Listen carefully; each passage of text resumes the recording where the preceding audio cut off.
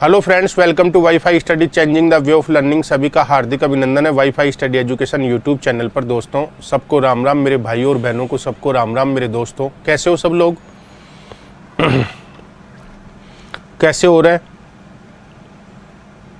सब बढ़िया हो? राम राम, सबको राम राम। तो योजनाओं के बारे में अपन चर्चा कर रहे थे। कल जो योजनाएं पड़ी थी उसी क्रम में आज अपन आगे बढ़ेंगे। आयुष्मान भारत योजना, आयुष्मान भारत योजना। आयुष्मान भारत योजना की अगर मैं बात करूं आप लोगों के सामने मेरे बच्चों, तो आयुष्मान भारत योजना इसकी शुरुआत 25 दिसंबर 2018 को शुरू कब हुई है? 25 दिसंबर 2018। परीक्षा में प्रश्न पूछा जाएगा, याद रखना है। 25 दिसंबर 2018 को शुरू हुई है, यह आपको ध्यान रखना है। इस योजना में विलय पूछेगा, किस किस का विलय कर दिया, इस योजना में किस किस का विलय किया गया है, यह आपको ध्यान रखना है। तो इसमें राष्ट्रीय स्वास्थ्य बीमा योजना, राष्ट्रीय स्वास्थ्य बीमा योजना का विलय इसी में हुआ है, यह आपको ध्यान रखना है। दूसरी योजना जिसका विलय हुआ है वरिष्ठ नागरिक स्वास्थ्य बीमा योजना, वरिष्ठ नागरिक स्वास्थ्य बीमा योजना।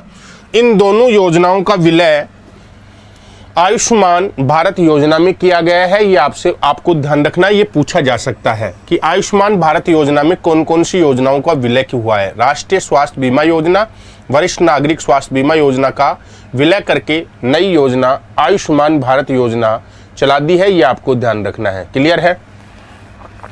नेक्स्ट आगे की चर्चा करूं मैं आपके सामने, तो आयुष्मान भारत महात्मा गांधी स्वास्थ्य बीमा योजना। आयुष्मान भारत महात्मा गांधी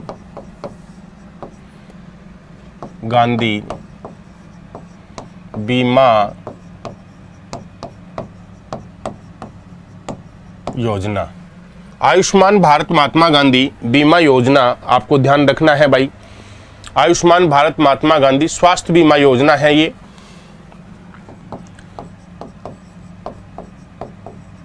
स्वास्थ्य बीमा योजना परीक्षा में पूछे कि बच्चों इस योजना की शुरुआत कब हुई है, इस योजना की शुरुआत कब हुई है? तो योजना की शुरुआत याद रखनी है आपको 1 सितंबर 2019 को। 1 सितंबर 2019 को इस योजना की शुरुआत हुई है, ये आपको ध्यान रखना है। इस योजना में विलय किस किस का हुआ है? विलय इस योजना में विलय किया गया है, विलय आयुष्मान भारत योजना का। आयुष्मान भारत योजना का विलय इसमें कर दिया। अब आयुष्मान भारत योजना बीमा योजना इसका विलय कर दिया, जो अभी अपन ने पढ़ा था। एक तो इसका विलय हो गया इसमें, याद रखना है। और दूसरी जो योजना थी जिसका विलय इसमें किया गया है, भामाशाह स्वास्थ्य बीमा योजना। भामाशाह स्वास्थ्य बीमा योजना, इन दोनों योजनाओं का विलय इसमें कर दिया गया है और नई योजना बना दी आयुष्मान भारत महात्मा गांधी स्वास्थ्य बीमा योजना। क्लियर है? क्लियर है पूरा? अगली आपकी प्रधानमंत्री व्यय वंदना योजना। प्रधानमंत्री व्यय वंदना योजना। प्रधानमंत्री व्यय वंदना योजना जिसकी शुरुआत 4 मई 2017 से हुई है। शुरुआत 4 मई 2017, याद रखना है शुरुआत कब हुई है? 4 मई 2017 को इसकी शुरुआत हुई है, याद रखना है। और ये जो योजना है इसमें क्या किया गया है मेरे दोस्तों? इसमें वृद्धावस्था के दौरान सामाजिक सुरक्षा प्रदान करने का लक्ष्य रखा गया है। उद्देश्य क्या है? वृद्धावस्था में सामाजिक सुरक्षा उपलब्ध कराना। वृद्धावस्था में सामाजिक सुरक्षा उपलब्ध कराना, याद रखना है। वृद्धावस्था में कौन सी? सामाजिक सुरक्षा उपलब्ध कराना, ये आपको ध्यान रखना है, ये इसका उद्देश्य है। क्लियर है? क्लियर है मेरे दोस्तों? और इसमें जो लाभार्थी वर्ग है वो 60 वर्ष से, लाभार्थी वर्ग कौन सा होगा? लाभार्थी वर्ग होगा जिसकी आयु 60 वर्ष या 60 वर्ष से ज़्यादा है, वो इसका लाभार्थी वर्ग होगा, ये आपको ध्यान रखना है। क्लियर है? राष्ट्रीय पोषण मिशन योजना, अगली योजना है आपकी राष्ट्रीय पोषण मिशन योजना।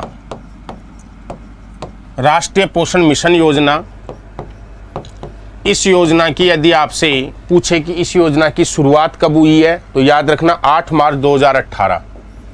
8 मार्च 2018 में इस योजना की शुरुआत हुई है, याद रखना। और इसकी शुरुआत पूछे कहाँ से हुई है, तो खास बात है राजस्थान के झुंझुनू से। राजस्थान के झुंझुनू से, याद रखना इस योजना की शुरुआत कहाँ से हुई है? राजस्थान के झुंझुनू से हुई है, ये आपको याद रखना है। क्लियर है? पूछा जा सकता है भाई राष्ट्रीय पोषण योजना, अब इसमें क्या है? पोषण स्तर को सुधारना। उद्देश्य क्या है? बालकों के पोषण स्तर को, बालकों के पोषण स्तर को सुधारना,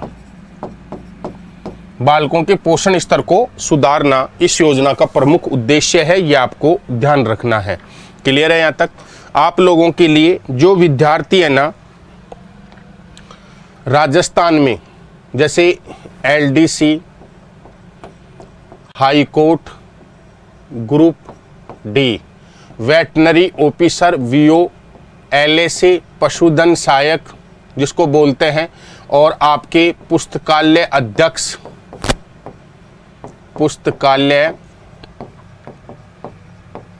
अध्यक्ष, ठीक है। इसके अलावा पुलिस,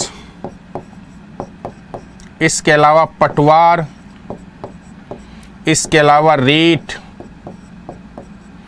लेवल 1 और लेवल 2 दोनों के लिए आप राजस्थान में किसी भी प्रतियोगिता की परीक्षाओं की तैयारी करो तो उसमें आपका राजस्थान जीके महत्वपूर्ण रोल अदा करता है। राजस्थान जीके महत्वपूर्ण रोल अदा करता है। राजस्थान जीके में राजस्थान का ज्योग्राफी, राजस्थान का हिस्ट्री, राजस्थान की आर्ट एंड कल्चर, राजस्थान का इकोनॉमी, राजस्थान में आपका पॉलिटी, राजस्थान की पॉलिटी, ये चीज़ें महत्वपूर्ण होती हैं।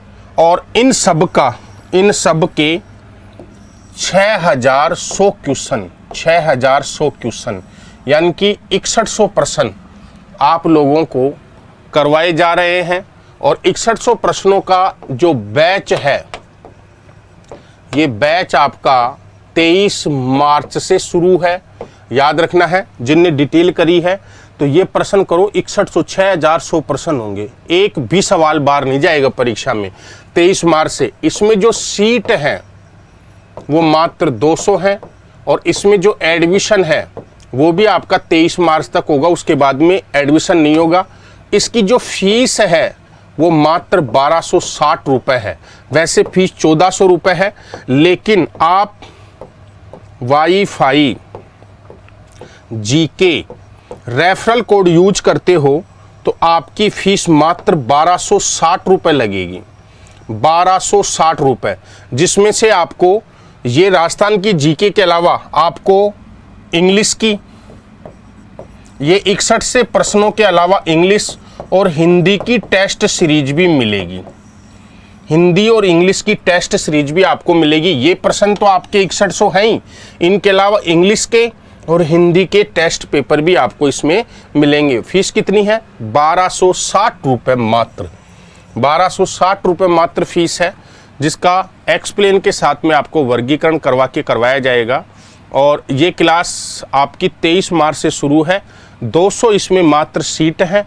तो जो विद्यार्थी ज्वाइन करना चाहता है, पहले आओ पहले पाओ के आधार पर ये है, तो आप ज्वाइन कर सकते हैं आज ही। और ये कोर्स आपका शानदार चलेगा, बढ़िया तरीके से, एक भी सवाल बाहर नहीं जाएगा। इसमें संभावित प्रश्न, विभिन्न प्रतियोगी परीक्षाओं में पूछे हुए पिछले प्रश्न, सारे प्रश्न शामिल हैं। तो जिन विद्यार्थियों की इच्छा है तो रेफरल कोड याद रखना है आपको, वाईफाई जीके। और ये क्लास कहाँ चलेगी आपकी? ये क्लास चलेगी मेरे दोस्तों अनअकैडमी पर। कब से चलेगी? 23 मार्च से। सीटों की संख्या याद रखना 200। एडमिशन 23 मार्च तक ही होंगे इसमें। ये सारा मैंने समझा दिया है। जिस भाई बहन को ज्वाइन करना है वो कर सकते हैं। सिंगल सवाल बाहर नहीं जाएगा। आप अगर हम पे ट्रस्ट करते हैं तो आप ये ज्वाइन कर लें। क्लियर है? अगली योजना है भुवन योजना। भुवन योजना, भुवन योजना की अगर मैं बात करूं मेरे दोस्तों, तो इसकी शुरुआत हुई थी 12 अगस्त 2009 को। शुरुआत याद रख लेना, पुरानी योजना है। 12 अगस्त 2009 को इस योजना की शुरुआत हुई थी, ये आपको ध्यान रखना है। अब इसमें ज़्यादा कोई भी फालतू की चीज़ें आपको याद रखने की आवश्यकता नहीं है। क्लियर है? क्लियर? तो भुवन योजना में आपको इतना ही याद रखना है। अब बात करेंगे राजस्थान डीजेट समिट। राजस्थान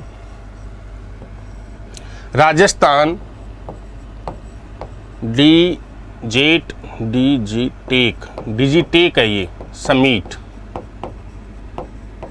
राजस्थान डिजिटेक समिट, इसकी बात करें तो इसका आयोजन अपने यहाँ राजस्थान में 31 जून 2019 को हुआ। यानी कि आयोजन याद रखना, ये राजस्थान लिखा हुआ है, कभी राजस्थान डिजिटेक समिट है ये मेरे दोस्तों। इसका आयोजन 31 जून 2019 को हुआ है, यह आपको ध्यान रखना है। 31 जून 2019 को इसका आयोजन हुआ है, यह आपको ध्यान रखना है। पूछा जा सकता है कहाँ आयोजन हुआ इसका? जयपुर में हुआ है। इसका आयोजन कहाँ हुआ है? राजस्थान में, जयपुर में हुआ है, यह आपको ध्यान रखना है। इसकी थीम क्या थी? इसकी थीम क्या थी? थीम एक बार एग्जाम में अभी पूछी गई है, तो याद रखना, ट्रांसफार्मिंग एंटरप्राइजेज, ट्रांसफार्मिंग एंटरप्राइजेज।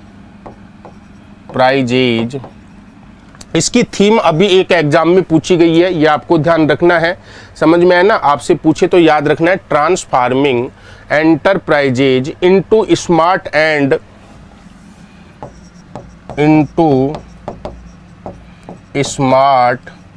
ये एंड का सिंबल है, समझ में है ना? Into smart and intelligence business, intelligence business,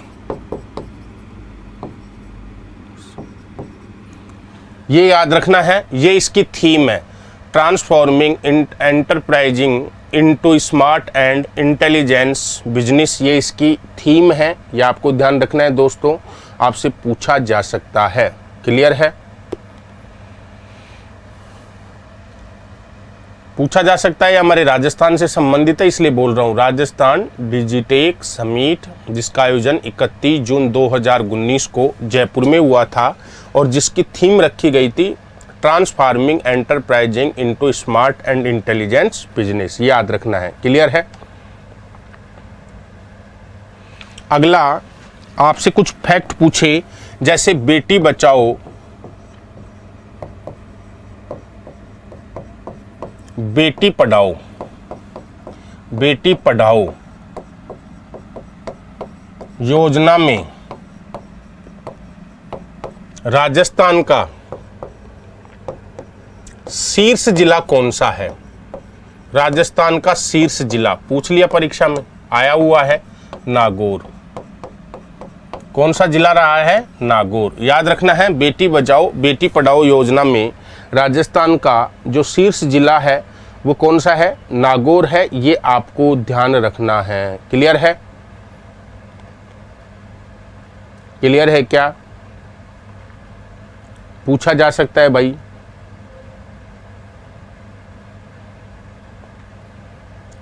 यानी कि नागौर ने जागरूकता सबसे ज्यादा फैलाई है, यह आपको ध्यान रखना है। अब आपसे क्वेश्चन पूछे, छबड़ा पावर प्लांट जो राजस्थान में है, समझ में आए ना, इनका हाल ही में कितनी इकाइयों का लोकार्पण मुख्यमंत्री के द्वारा किया गया है? तो छबड़ा पावर प्लांट का हाल ही के मतलब है 30 जून 2019 को, 30 जून 2019 को कितनी इकाइयों का लोकार्पण सीएम के द्वारा किया गया है? तो याद रखना है 2 इकाइयों का, 2 इकाइयों का याद रखना है। कितनी इकाइयों का किया गया है? 2 इकाइयों का लोकार्पण मुख्यमंत्री महोदय के द्वारा किया गया है, ये आपको ध्यान रखना है। क्लियर है? ध्यान रखना है। इसकी उत्पादन क्षमता कितनी हो गई है? 2320 मेगावाट, 2320 मेगावाट हो गई है, ये आपको ध्यान रखना है। ठीक है ना? तो आपसे क्वेश्चन पूछा जा सकता है कि छबड़ा पावर प्लांट का हाल ही में यानी कि 30 जून 2019 को मुख्यमंत्री के द्वारा कितनी इकाइयों का लोकार्पण हुआ है? तो 2 इकाइयों का हुआ है, ये आपको ध्यान रखना है। क्लियर है? यहां से परीक्षा में प्रश्न पूछा जा सकता है।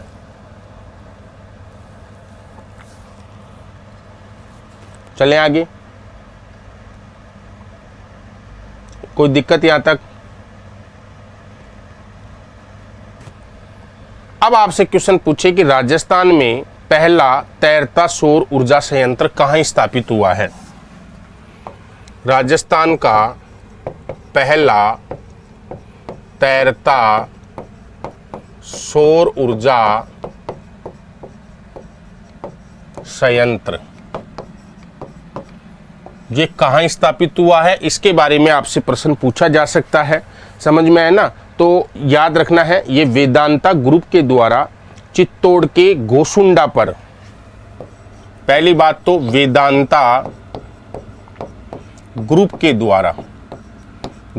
द्वारा स्थापित है। ये वेदांता ग्रुप के द्वारा स्थापित है। दूसरी बात, चित्तौड़ के गोसुंडा में, चित्तौड़ के गोसुंडा में स्थापित किया गया है। इसको याद रखना है, ये कहां बनाया गया है? चित्तौड़ के गोसुंडा में। गोसुंडा में क्या हुआ? एक बांध बनाया गया। चित्तौड़ के गोसुंडा में क्या बनाया गया? बांध बनाया गया और वहां पे तैरता हुआ सौर ऊर्जा संयंत्र स्थापित किया गया है, जिसकी उत्पादन क्षमता है ना 1 मेगावाट है। उत्पादन क्षमता विद्युत की कितनी है? 1 मेगावाट। यहां से कितनी बिजली बन रही है? 1 मेगावाट बिजली का उत्पादन हो रहा है, ये आपको ध्यान रखना है। और यहां पर याद रखना है, यहां से एक साल में 1400 घरों को विद्युत की आपूर्ति हो रही है।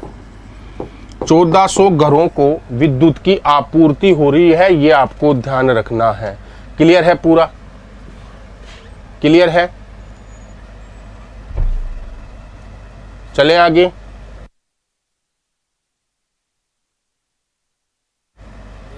क्लियर है? ये ध्यान रखना है आपको, ये आपसे पूछा जा सकता है परीक्षा में प्रश्न आपका। ठीक है? तो इससे आगे का पार्ट अपन कल की कक्षा में पूरा करेंगे। थोड़ा सा और रह गया, फिर आपकी आर्थिक समीक्षा योजना मेरी तरफ से टोटली क्या हो जाएंगी? समाप्त। ठीक है? Wish you all the best.